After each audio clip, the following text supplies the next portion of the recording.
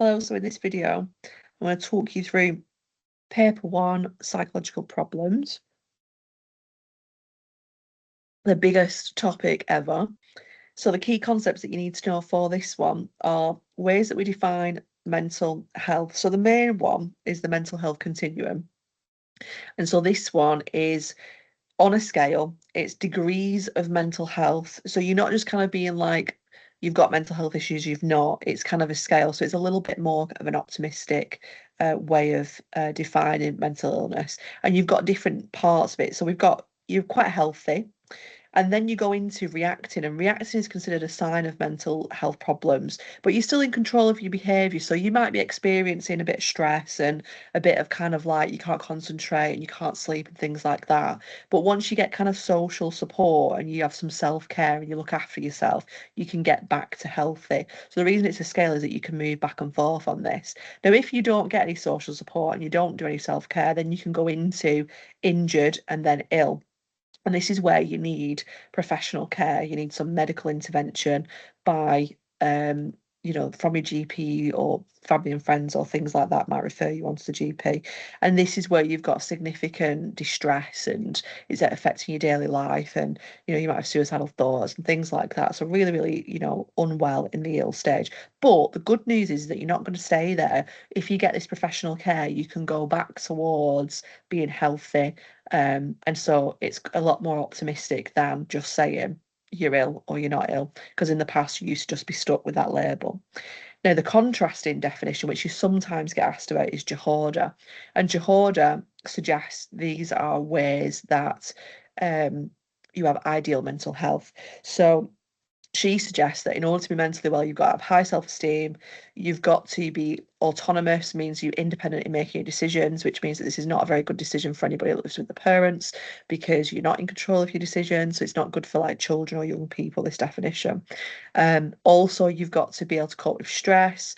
Now, the problem with this definition and all of this, like you don't need to know all of these, but you need to know a couple of them, is it's quite pessimistic because based on this, a lot of people would be deemed to be mentally unwell. It's also very subjective of what is high self-esteem. That's who decides that, and there could be a lot of culture bias on that as well. Because, for example, being independent is something that we really value in our culture, individualistic culture, but in collectivist cultures, they kind of prefer to be more dependent on each other, and so that would mean that everybody in collectivist culture is unwell, which is obviously not the case. You also need to know about statistics, prevalence levels, so how frequently they occur. There's been like a 6 marker on prevalence before, and everyone got really confused about it. You just have to write the stats. So some stats: 1 in 4 British adults report having a mental disorder. 1 in 10 children have a diagnosis, and the other ones that you want to know as well, which are 1% for schizophrenia, and there's more females than males that are diagnosed with depression. You can remember the percentage, but it's a bit of a range one. I can't remember it off the top of my head, which is why I just don't remember it. I think it's like 5 to 10% or something like that. But it's easier to remember the other ones. You're probably only going to need about 4 of them anyway, because that'll get you 8 marks. So you don't need like loads. Although maybe you want to put some extra ones on just in case you've not put them as detailed as what you need. We also need to know about ways that we define mental health. So we use the ICD worldwide and we use the DSM-5. It's actually DSM-5 TR, I think now, so which means text revision. So they've actually updated it since then. And that's usually in America and the UK. It's come from America, which is American Psychiatric Association.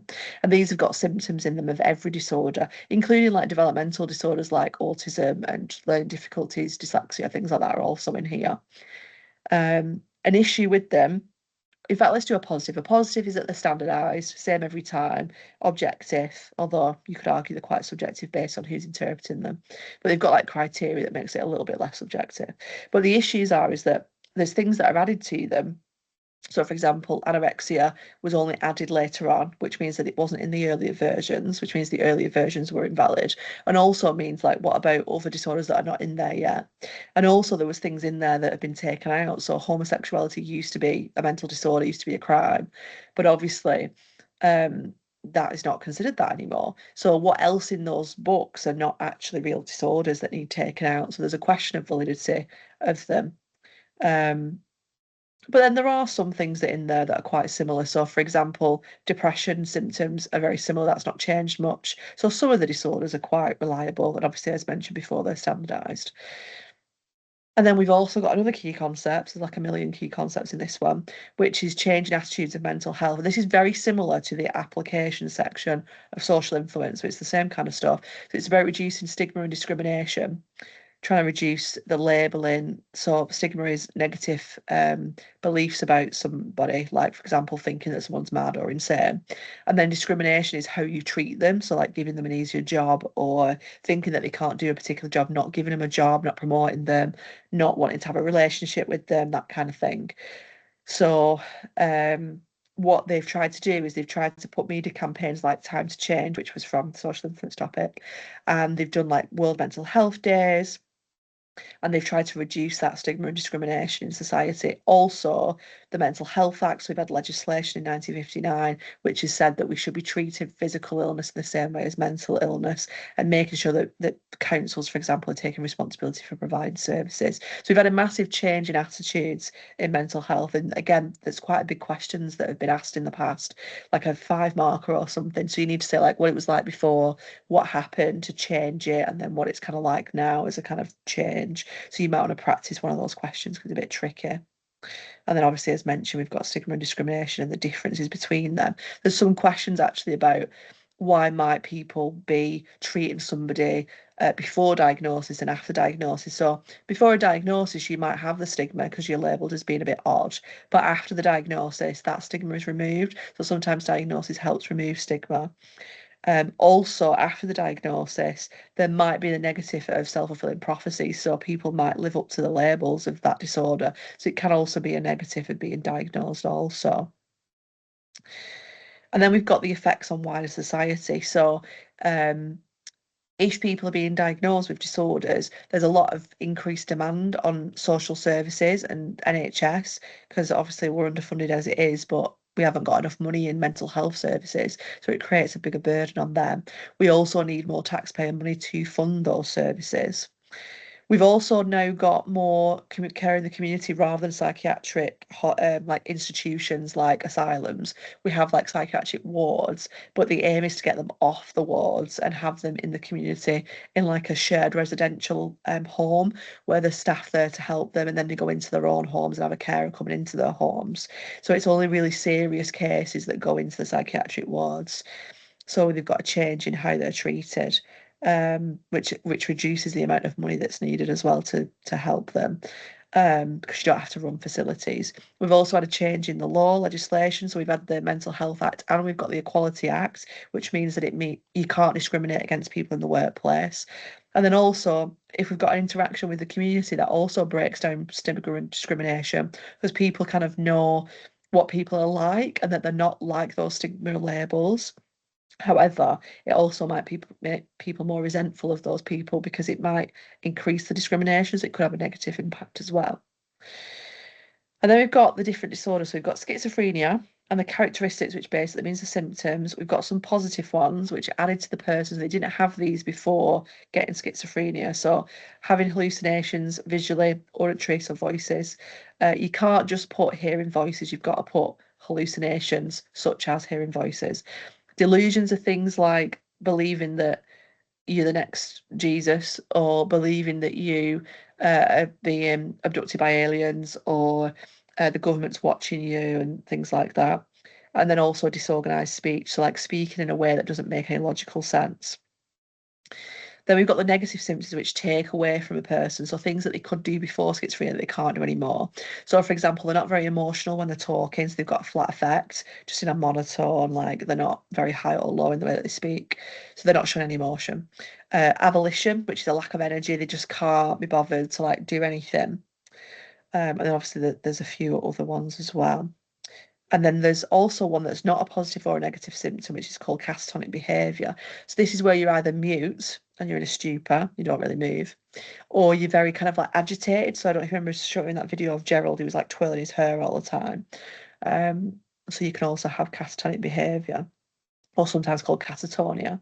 And the prevalence of this one, as mentioned before, was 1%. And we've got some different kind of stats as well. All of these are prevalence, so you can put these on that prevalence question, but it's a lot to remember, isn't it? I don't think you'll actually have to remember most of that, to be honest, because you just need some prevalence stats. And then we've got the actual theories for schizophrenia. So we've got the psychological theory, which is social drift theory. And this is the idea that the stats show, the prevalence shows that working class people are 5 times more likely to suffer than upper class people. So that's a prevalence as well as a stat.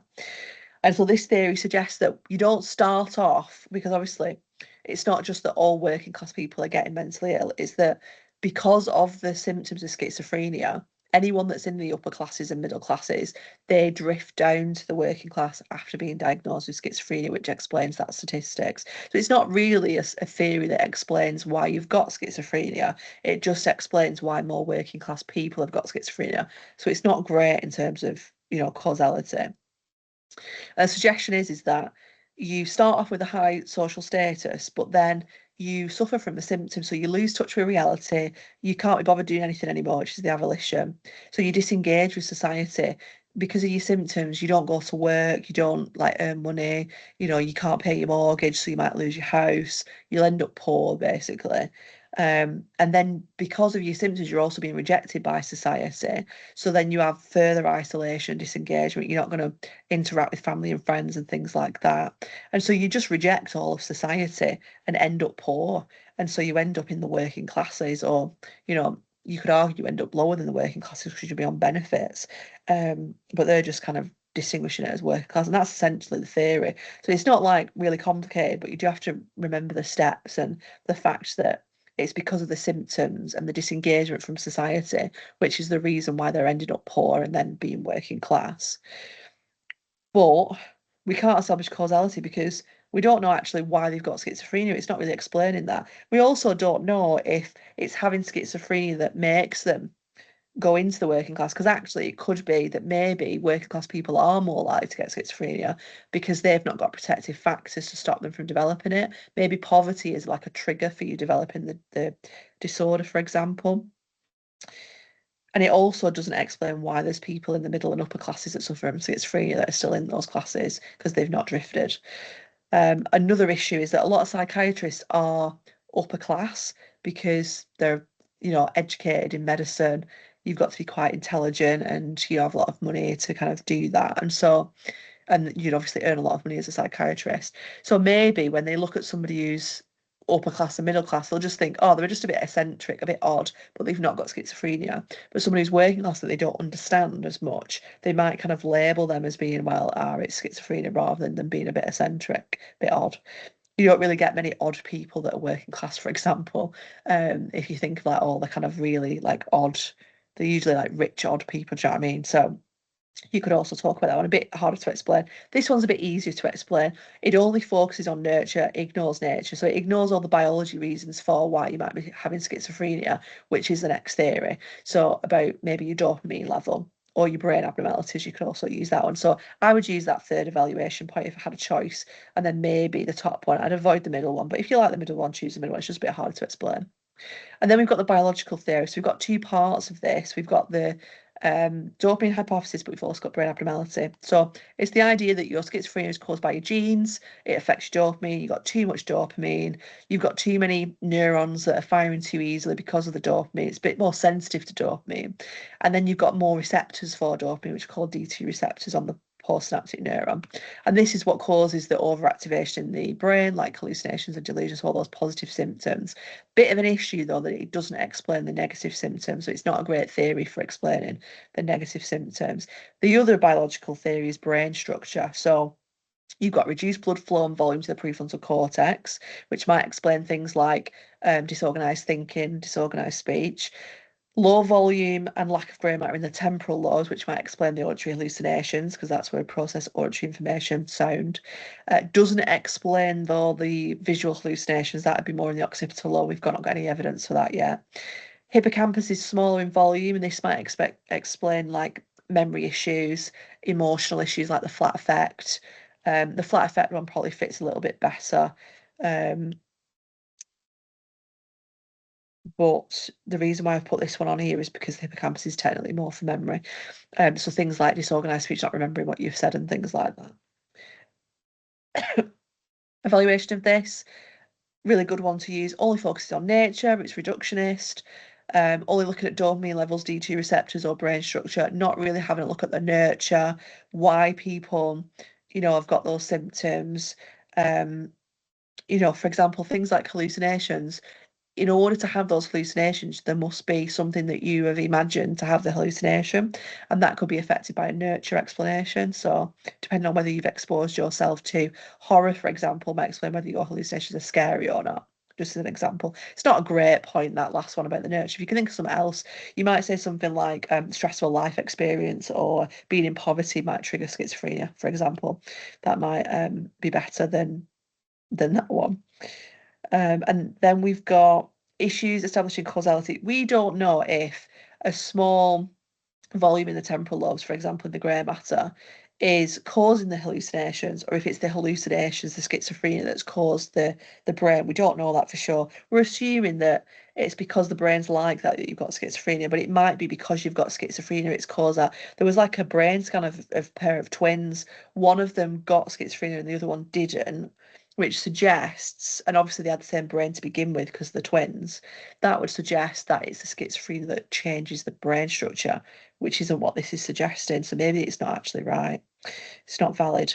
And then also very deterministic. It's suggesting that if your brain is like that, then you will get schizophrenia and that you won't be able to control your symptoms. Whereas actually, so like you'll need medication, for example. Whereas there's a lot of people that have got schizophrenia, like John Nash in the film Beautiful Mind. He had hallucinations and things, but he learnt how to live with those, and so he didn't need to be medicated. And so maybe there is an element of control or and free will over your symptoms that maybe this theory doesn't explain. Now, the study that supports the biological explanation of schizophrenia is the Daniel study. And the idea is that if you take amphetamine, it will help improve the function of the prefrontal cortex, and that will reduce some of the symptoms of schizophrenia, so the negative symptoms of like decision making and not decision making, of what's it called? What was the symptom? Disorganized thinking. The irony of me not remembering that one. So we've got 10 people, not a very good sample, very small. They're in the USA again, culture bias. Although, could you argue there's culture bias because it's biological theory, aren't everybody's brains the same? But you can still talk about it in the exam and get marks for it. And they've made sure that they're stabilised, as in like they've not got symptoms that are going to stop them from taking part in the study. Because obviously, if you've got loads of those symptoms of schizophrenia, you're not going to be able to concentrate on a study. So they've been given an antipsychotic to make sure that they're they're not kind of like having a hallucination or whatever. And they've controlled for things like alcohol and drugs so that there's no effect on blood flow to the brain because that might impact the prefrontal cortex blood flow. So we've got a lab experiment, very high control. We've got whether or not they're being given an amphetamine, so the drug to stimulate the dopamine levels in the prefrontal cortex. And then we've got the performance of the Wisconsin card sorting task. So this is the one that we had to go at in class. So we've got an IV they've got the drug of amphetamine or they've got a placebo. And it's important to give them a placebo because the placebo effect is a very real thing. That might increase the prefrontal cortex blood flow on its own. So we need to use that as a control. And they've got informed consent, so it's very ethical. And we've got, they've been put in a brain scan to see the activity of the prefrontal cortex. So a SPECT scanner, you get asked a lot about SPECT scanners actually, because people forget what the scanner's called. And they've been given a mock test just to get them comfortable with the environment. It's quite scary to go into a scanner because you've got like a thing on your face and it makes a loud noise. And if you move, it affects the scan. So they kind of practice with that. And just whilst they're in the scanner, is it whilst they're in the scanner? I feel like it might be. Yeah, that they have a go at this card sorting task and the other task. So you kind of see it on a projector at the end usually, or sometimes it's on the head thing that they put on your face. And we've got a couple of different tasks that they're doing. So they do the bar task, and the bar task is just you've got a bar and you've just got to change the orientation to match the other line. In fact, no, the way that it works, it flashes it on the the screens like that. Then it goes off, and then you get like a random bar, and you've got to like put it in the orientation of what you saw before. So you put it like that. If it was like that, then you'd move it to like that, etc. And that's to just see if there are any issues with like vision, with manipulating the mouse. Although it won't, is it a mouse? Maybe they're not in the scanner. Maybe it is on a computer as a mouse. Anyway, you don't need to know that, it's fine.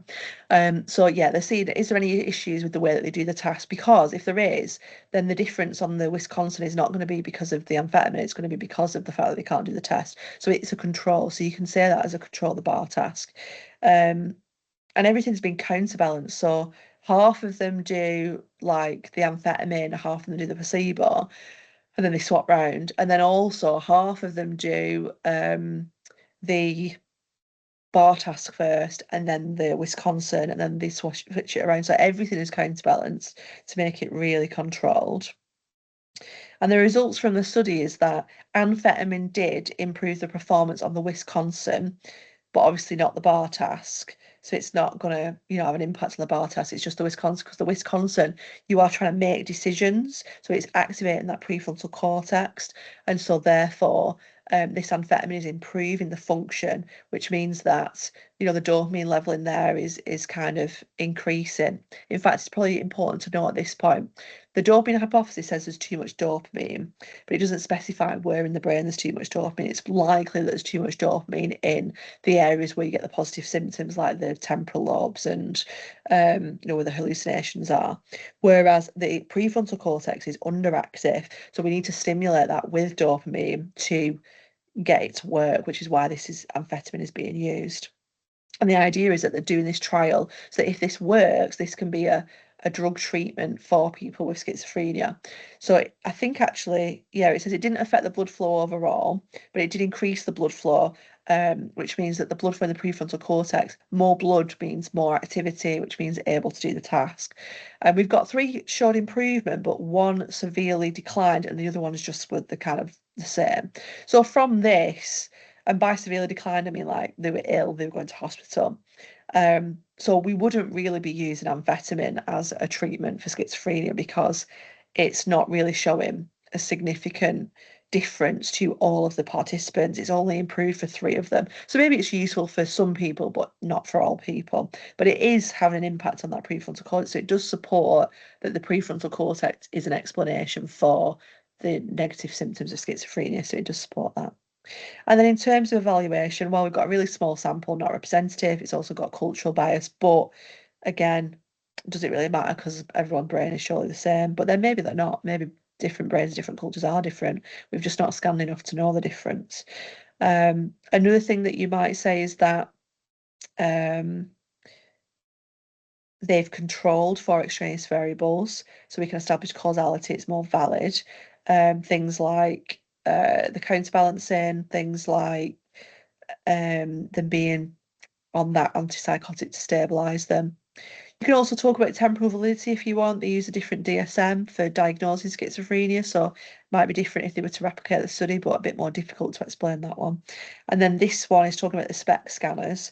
We don't actually know whether or not this SPECT scanner will cause long-term damage because it's quite a new scanner. So you could talk about some ethical problems like protection from harm, although a lot of the other scanners like MRI and fMRI, they're not harmful. So again, it's a bit of an iffy point, that one, but it has been on a MARC scheme before.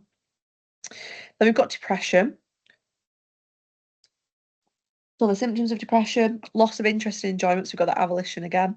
Fatigue, because oftentimes you've got insomnia where you can't sleep, so that would affect why you're tired. You've got a lower mood, it affects your appetite, you either eat more or less, and so you lose weight or you put weight on. You also don't like yourself, you feel worthless. That's usually a key kind of symptom. And yeah, it was 4 to 10% of the population, so I did misremember it. But more women are diagnosed, so it's easy to remember that really. But then there is the question of, is it not just that more women are coming for diagnosis rather than males? The male suicide rate is higher, for example, so maybe males are depressed, they're just not reporting it. It's a bit of an issue. And then we've got the theory. So we've got the psychological theory, which is Ellis, who suggested that our thinking was due to irrational thinking. and he created a therapy called rational emotional behavioral therapy to challenge these irrational beliefs and thoughts. So the suggestion is that we've got an activating event, a situation that triggers the thought. We've got a belief about that can either be rational or irrational, and then we've got consequences. So if you've got an event that happens, say for example, you walk past your friend in the corridor and they don't acknowledge you, your belief might be, if it's irrational, they don't like me, I've done something wrong. And then the consequence of that is that you might feel quite bad. And if you continue to have all these irrational thoughts, it leads to depression. Whereas if your belief was, oh, they were just a bit busy, they didn't see me, that it was quite crowded, they've not noticed me, your consequence of that is that you feel fine, you feel happy, no issues, and therefore you'll just speak to your friend when you next see them and say, oh, did you see me or whatever, and make a joke about it. So your irrational thoughts are creating depression. And therefore, if you challenge them with a therapist, which we'll talk more about in the application, you can make people less depressed. Evaluation of this is that maybe these thoughts that people are having are actually quite rational. So, for example, if you lose your job, you might have a belief that you're going to lose your house, which actually is quite a rational thing. And so, therefore, you might be depressed because of a rational belief rather than an irrational belief. So, the theory might not be valid for that reason. Bit of an easy one to explain is that it's reductionist. It's just saying that you've got faulty cognitive processes, those are rational thoughts, when it's ignoring any biological explanation. So the biological neurotransmitter that they suggest has been that affects depression is serotonin. So it's ignoring that completely. We don't even really learn about that. So maybe that's a better explanation, more of a nature explanation for it. And then also, how do we establish causality? So we might have someone that has these irrational thoughts and they've also got depression, but it might be that they didn't have them before and that they've only started to have irrational thoughts because they're depressed. And that when they don't get depressed, they don't have them anymore. So it's difficult to know which one comes first again with that one. And then we've got the biological theory for depression. So this one is not to be confused with social drift. This is social rank theory. And this is the idea that we've evolved to have depression because it helps to survive and helps to pass our genes on. So the idea is if we lose something, then depression is a natural way for us to come to terms with those consequences, and it prevents us from trying to compete for something that we will never be able to achieve. So, for example, we've got social hierarchies. There's always got to be someone that's at the top and someone that's below and someone that's below them. So, for example, in like animals, you've got kind of like competition for mates, you've got competition for food, for land, and you compete for those. And in some social hierarchies, not all animals do this, but they might have like an alpha who's at the top. They get the first dibs on all of those things. And what happens is anyone that's below them tries to compete for that alpha position. And so they fight. But with animals, they don't fight to the death. They fight until it's clear who the winner is. And then they accept their fate. So the people that lose, they back off.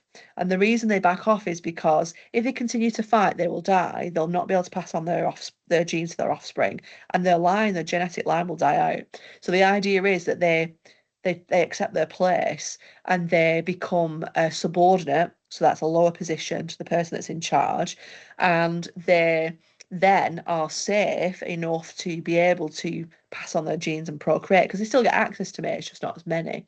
So it's a better option than being killed because you're not strong enough or clever enough to be the alpha.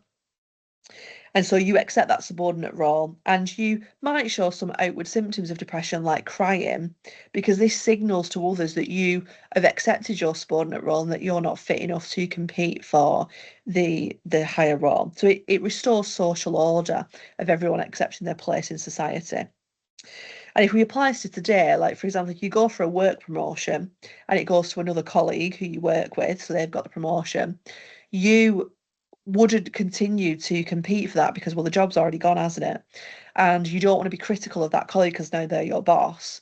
And so you accept the social order, that subordinate position, and you show kind of behaviours like being nice to them and things like that, so that you kind of show that you're not a threat. Or you might cry, for example. I remember I went for a job one time with one of my colleagues and I got the job over them and they were crying. So it's like an example of like you accept that position. So that feeling of depression is to stop you from wanting to compete again so that you accept that status quo.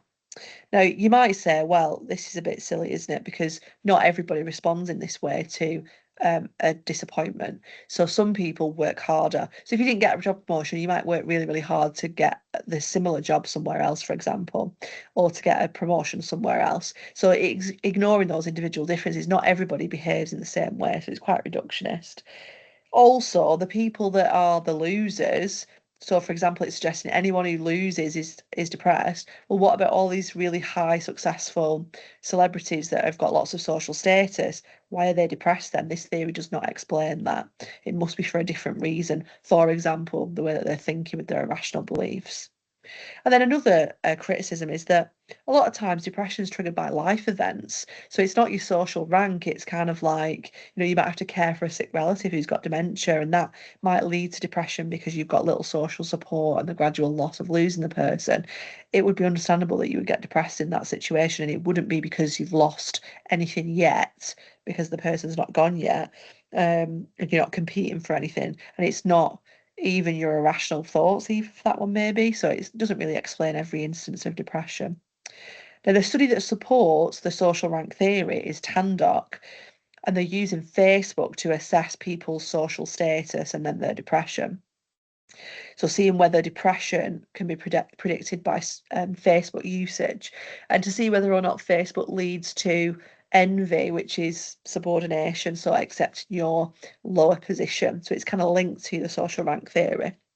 So the predictions that they made was that if you use Facebook a lot, that the suggestion would be you'd have more envy than light users of Facebook. No, so we've got a comparison. So we've got to kind of do that with like findings and hypotheses. If you've got a larger friend network, they're predicting that your envy will be more than if you've got a smaller network, you've got more people to be envious of. Remember, envy is where you want something else that someone else has got. So you think that you are, say for example, you look at someone who's got loads of money on TikTok and you're like, oh, I don't have as much money. And then you're the subordinate person then, so you're inferior. So you've got to accept that situation by becoming depressed so that you don't compete with that person who's clearly got more money than you. And then also higher Facebook envy, the more symptoms of depression. So they're predicting lots of different things with this study. Really good sample, got 736, very large, very representative, but they are students, unrepresentative. Maybe it would be different if you're not a student. So a lot of age bias there as well. Culture bias in the USA it might be different for different cultures. Also, we've got temporal validity issues because Facebook isn't used today very often unless you're like my age. Whereas for people your age, it's mainly TikTok, so it might be different as well, the findings. And we've got 68% female, so we've got some kind of gender bias there as well, not as many males, and then 19, so obviously that age bias. It's been done by a questionnaire online. So we've got kind of it's standardized, so you can replicate it, reliable. And what they're having to report is quite a lot of different things. So they're reporting how often they use Facebook, because we're trying to do that heavy versus light users of Facebook. They're rating on a 5-point scale from one to never, five to frequently, on how often they write a status, post a photo, read a newsfeed. So basically interact on all the different functions of Facebook. And this is called Facebook surveillance, or watching other people on Facebook. Then we're measuring envy with 8 questions on a 5-point scale. Things like I generally feel inferior to others. So it might be like I completely agree, I disagree, whatever. Depression scale. So we've got 20 questions about depression symptoms. So we find out about all these different variables. And what they found is that if you are using Facebook a lot, you've got more envy than people that don't. So heavy compared to light use.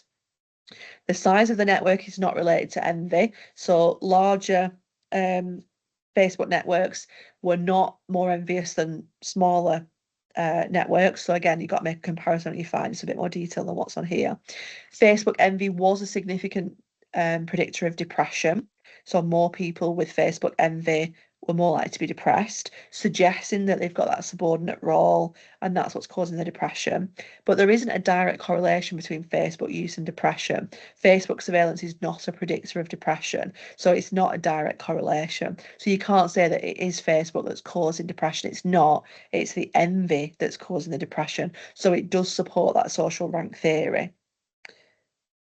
Now, some strengths, very standardised because we've got that questionnaire, same questions, large sample, very representative. We've got culture biases in the USA, we've got age bias, they're 19.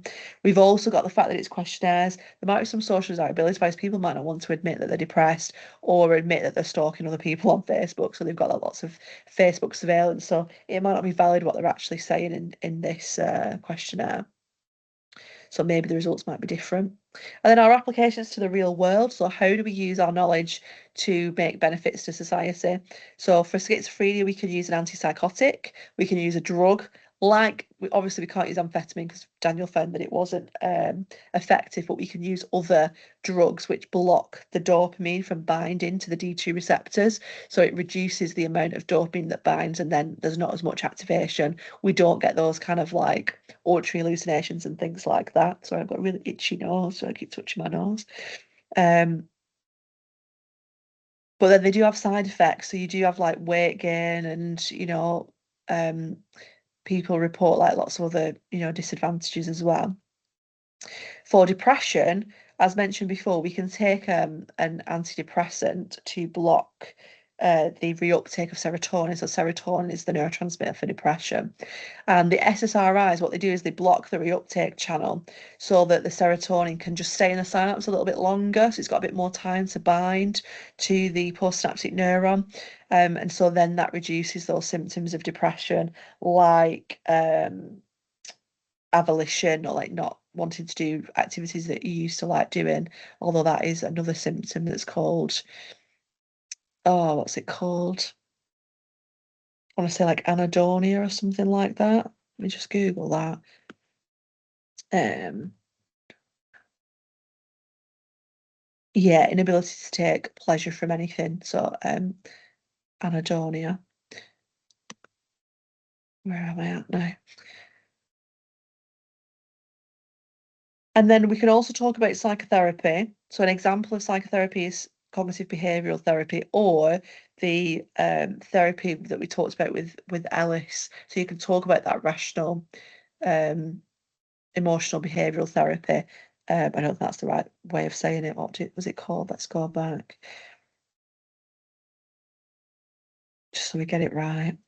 What's it called? Rational emotive behavioural therapy. You can talk about that one if you want, but you've not got as much detail to talk about it. So let's see what it says on here. So psychotherapy basically means like talk therapy, and you kind of give people sessions, like 5 to 20 sessions. It can be one-to-one, it can be in a group, it can be online, it can be face-to-face. The idea is you've got a therapist who, when you're talking about your things that have caused you, like you might talk about what's happened to you in the week, so identify your activating events, and then you might then be asked by the therapist, "Oh, what was your belief about that situation?"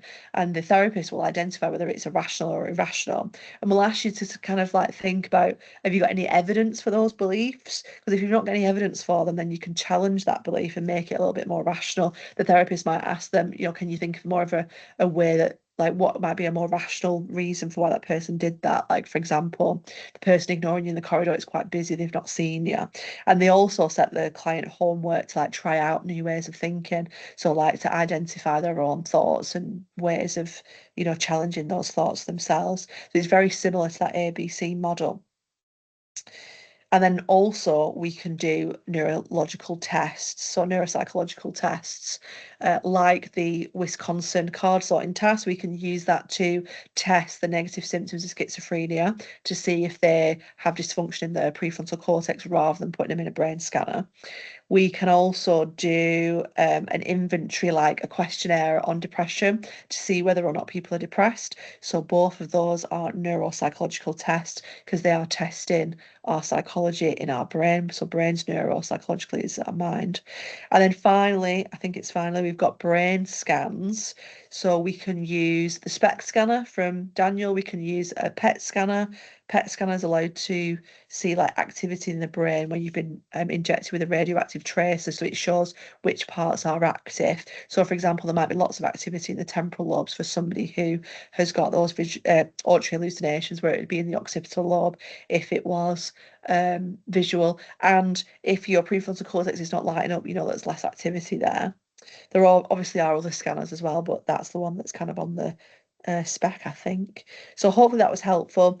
Have a look at the past exam questions, because psychological problems is a bit more of a tricky topic than the other ones. Any questions or anything, let me know.